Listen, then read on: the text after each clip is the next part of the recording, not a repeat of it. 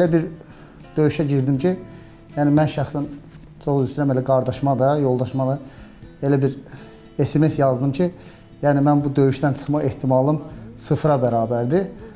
Halallaşdım. Yəni elə bir qismət oldu ki, yəni düzdür, o döyüşdən salamat çıxdım, gəldim SMS-ə baxdım ki, set olmadığına görə SMS gedməyib. Yəni şəhidlik qismət olmadı da, yəni o SMS mənə qismət oldu ki, götürüm silim, evdəkilərə çatmasın SMS. 44 günlük müharibənin 35 günlük sirrini ürəyində daşıyır cənab kapitan Mikayılov. Torpaqlarımızın azadlığı uğrunda can qoyan igidlərimіздəndir. Qarabağ savaşında qatıldığı ilk döyüşlərdən idi bu zəfər döyüşü.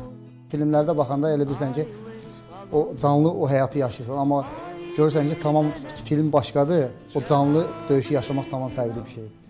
Mən həqiqətən, mən inanmazdım ki, yəni bu günə kimi mən bu döyüşlərdən yəni salamat qutarar. Mən ümidim yox idi. Ard-arda gələn qələbə zəfərləri cənab kapitanı və tabeliyində olan əsgərlərin növbəti uğurlara ruhlandırır. Saatlarla yuxusuz qalsalar belə o qələbə inamını itirmir. Hətta dumanlı gecənin birində düşmənlə üz-üzə də gəlirlər.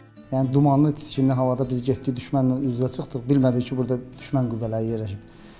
Yəni bizdəki olan əhval-ruhiyyə həqiqətən biz gözləməzdik belə bir şey. Yəni deyərək, gülərək, orada bizim məskunlaşmağımız, yerləşməyimiz, biz orada özümüzə mövqe qazıb, oraya yerləşənə kimi düşmən qüvvəsi bizim 50 metrimizə, bizim səsimizə qulaq asılmış ki, burada bir tabur yerləşir. Orada 20-25 dəqiqəlik bir müddət ərzində, bizim orada gözlədiyimiz müddət ərzində ani bir momentdə düşmən bizə ateş açmağa başladı. Yəni heç kim gözləmirdi ki, yəni bu üzbəüz, bu yaxın məsafədən biz düşmənlə üz-üzə qalarıq. Yəni onlar gördülər ki, bizim əzmimizi qıra bilmədilər. Həqiqətən də biz onlara qarşılıq verdik. Onlar məcbur olub geri çəkildilər. O döyüş həqiqətən düzdür. Şəhidlərimiz də oldu, yaralılarımız oldu. Biz o yüksəkliyi əldən vermədik. Çünki o yüksəklik bizim üçün çox bir strateji bir nöqtə idi ki, düşmənin Şuşa istiqamətində o yoldan istifadə edirdi.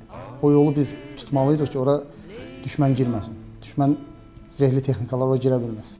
Ən çətin döyüş isə Şuşada baş tutur.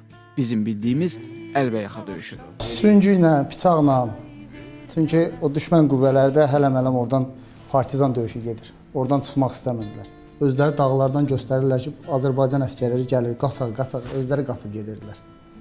Dözə bilmirdilər. O səfərbərlikdə, o könüllü gələn uşaqlardan o ürək ki var idi. Adi yaralanan belə istəmirdi ki, kimsə onu geri qaytarsın.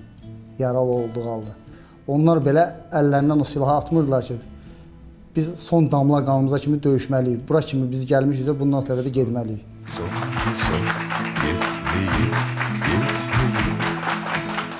Artıq o günlər geridə qaldı cənab kapitan.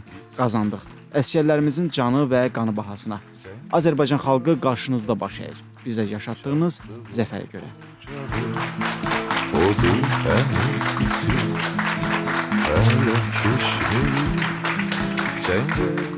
Elvin Güloğlanoğlu, Vüqar Məmmədov, Baku TV.